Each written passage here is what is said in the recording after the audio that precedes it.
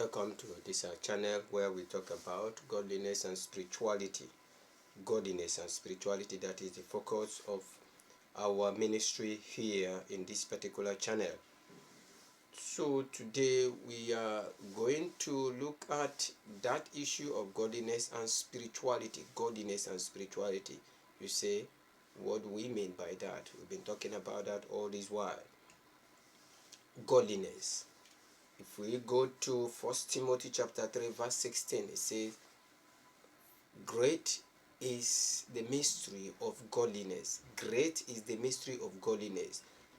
God was manifest in the flesh. God was manifest in the flesh. It's a mystery that God should manifest in the flesh, that God should come down in the flesh. That's why many people don't understand it. Well, let's go back a little bit from creation, right from the fall of man. It has been prophesied that God will visit man. God will visit man, and all through ages people have been waiting before the coming of God. People have been waiting for the manifestation of God, the coming of God. And so all through ages, right from creation, when man fell, man had this promise. That was the promise that God was going to visit man physically. And so it has been said right from the laws. Let's get to some scriptures before we validate what we're saying. If we go to Isaiah chapter 9 from verse 6, it says, for unto us a child is born, unto us a son is given. Isaiah 9 from verse 6.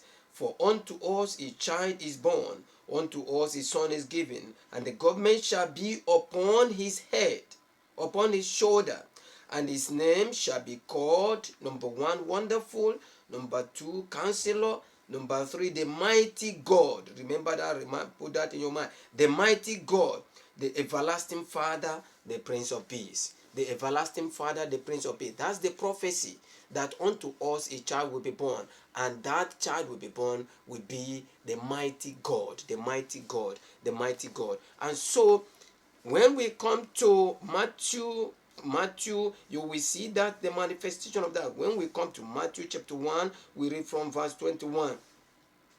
From verse 21. And he shall bring forth a son, and thou shalt call his name Jesus, for he shall save his people from their sin. Verse 23. Behold, a virgin. Behold, let me go to verse 22. Now, all this was done that it might be fulfilled, which was spoken of the Lord by the prophet. By the prophet, we have read the prophet saying, behold, a virgin shall be with child, and bring forth a son, and they shall call his name Emmanuel, which being interpreted means God with us. God with us. God with us. Which being interpreted is God with us. Now, why is it very surprising? Why is it very astonishing? That is why it's a great mystery. It's a great without controversy. That's why a lot of people are arguing, a lot of people are quarreling, a lot of people are pushing and pulling and say no. But God has to manifest in the flesh to deliver man. That's the promise of God. It's not your promise. So God has to manifest in the flesh. And so no man has seen God at any time. It's a mystery. That's why I said great is the mystery of this godliness. How can God show himself up in the flesh? How can God manifest in the flesh? How do we know that this is God showing himself in the flesh? That's why it's a mystery. The mystery is so great. The mystery is so great that it is very difficult for a physical man to fathom it. Very, very impossible for physical man to fathom that God should appear in the flesh.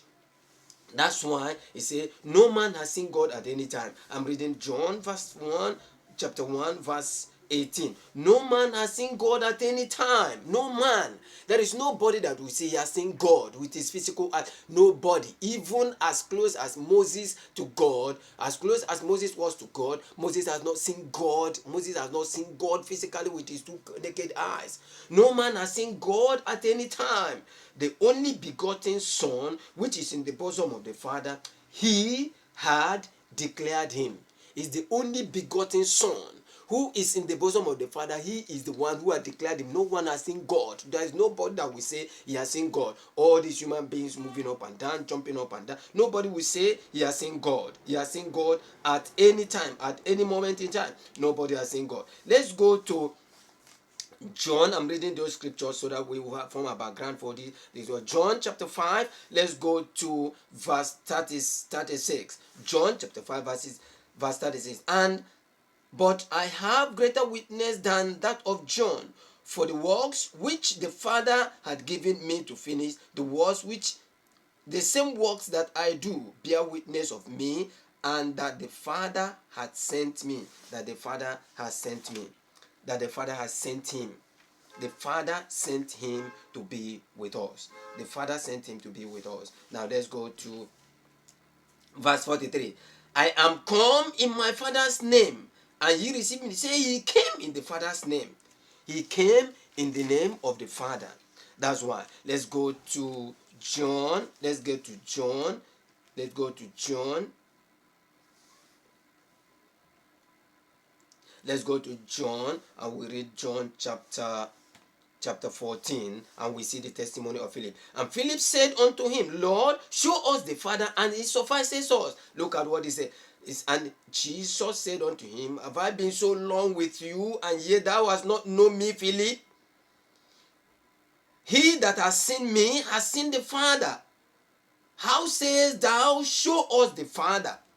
How sayest thou, show us the Father? Look at the testimony. That is Philip talking about showing us the Father, and it will be enough for us. Look at the testimony of Thomas. And Thomas answered and said unto him, my Lord and my God.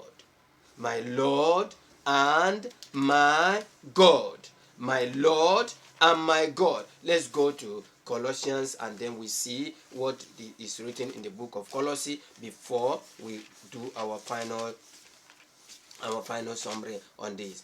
Colossians chapter 1. Colossians chapter 1. Let's go to Colossae, and we see that the testimony that is given. Colossians chapter 1, we read verse 19. Chapter 1 verse 19. For it pleaseth the Father. Let me back up a little bit so that we'll understand that. Verse 15. Who is the image of the invisible God? Who is the image of the invisible God, the first fruits of every creature? Verse 19. For it pleased the Father that in him should dwell all the fullness thereof. For in him it pleased the Father, for in him should dwell all the fullness thereof. Colossians chapter 2, we read verse 9. For in him dwelleth all the fullness of Godhead bodily. In him dwelleth the fullness of Godhead bodily. That means he came, that we're looking at God with us. That God came is a mystery, that God should come in human flesh, that God should appear to us. Why? Because God had to communicate with us in the language that we will understand. God had to communicate with us in the language of man. In the language of man.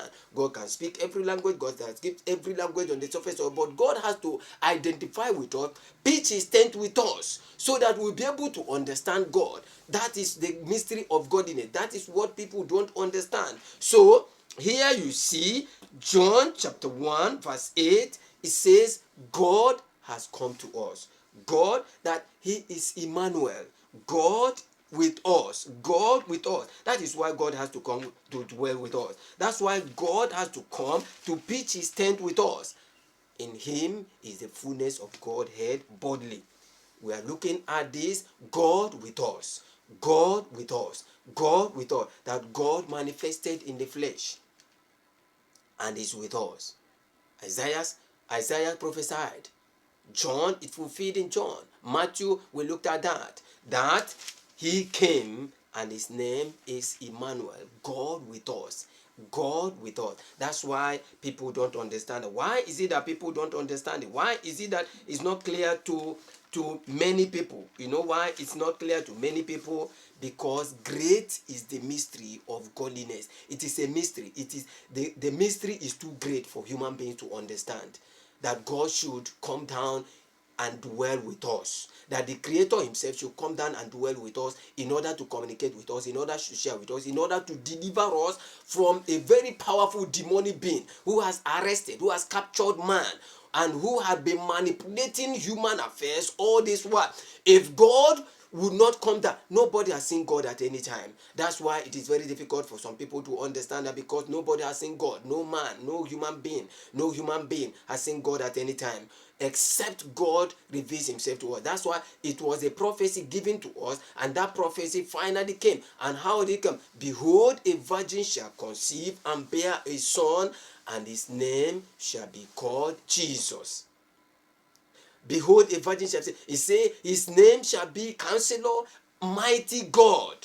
Mighty God. In him dwells the fullness of Godhead bodily. Why? Because God had to come in human body, in human flesh, to appear to us. That's why when he came, some people say, is he not the son of Mary? Is he not the son of the carpenter? Don't we know the brothers and the sisters? And that's why some people are saying, no, God cannot come in human flesh. God is not my, how can God come in? Because it is a great mystery that human being cannot understand.